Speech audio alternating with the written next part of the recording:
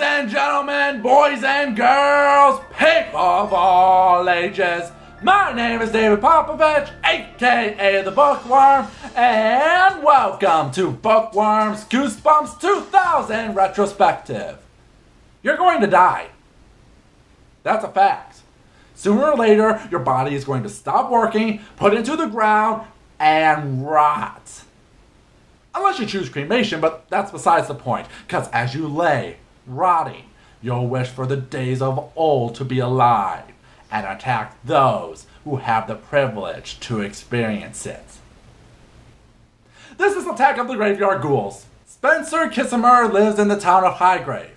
I'll give you two guesses why the town is called Highgrave. You can see the graveyard from just about anywhere. From Main Street, from my classroom, I can even see it from my bedroom window. If you live in Highgrave, you can't escape the graveyard. And with any town cemetery, they have a legend of it being haunted by the Graveyard Ghouls. They said that the dead people buried in the Highgrave graveyard can't rest. They can't rest because the graveyard is too high. The dead have become restless, angry ghouls, rotting and decayed. They climb out of their graves. They cannot sleep. They can only pace the graveyard and look down on the house below. Of course, these are only legends, stuff to scare the kiddies, which is why the teacher takes everyone on a field trip to the graveyard the following day. The plot's not going to start itself. Spencer finds a cool double tombstone where two kids lay buried. He tries to show it to his friend Audrey, only to accidentally knock the whole thing over. Guess what was written on the tombstone? I squinted at the small writing engraved under the crow. Disturb our rest at your peril. Another shiver ran down my back. Disturb the rest? Did I disturb the rest? I don't know. Did he? A hand reached up from the ground and wrapped itself around my ankle. You are screwed! Of course, Spencer escapes and thinks he just imagined it. But then he's forced to go back to the graveyard at night cause reasons, where local bullies surprise him, tie him to a gravestone, and leave him alone in the night. Why? Cause then the plot can really start when he feels some weird pressure pushing his head in. It hurts! It hurts so much!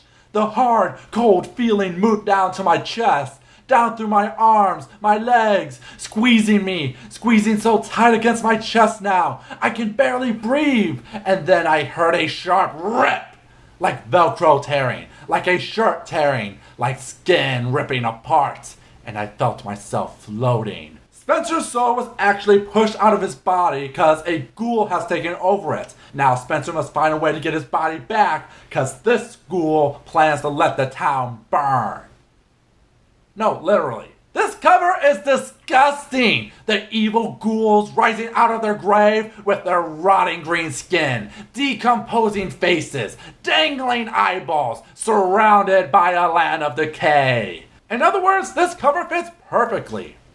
Dead, but not buried. And oh my god, I actually love this book. This book is really, really good. It does what all good Goosebumps books do. A creepy story with great scares, and the overall structure of the plot works in its favor. Spencer is overall likable, and while the way the plot starts is a little convoluted, I would say this is up there with any of the good Goosebumps books. The ending is a little rushed, but it still works even with the predictable twist that comes with body swapping stories. None of that matters much since this book has a great sense of atmosphere and mood with a third act that goes towards, oh my god, this plot is off the rails! I highly recommend this book to anyone looking for a great Goosebumps read. A true hidden gem. What about you, Internet? What's your opinion about Attack of the Graveyard Ghouls? Till next time, have a scary day.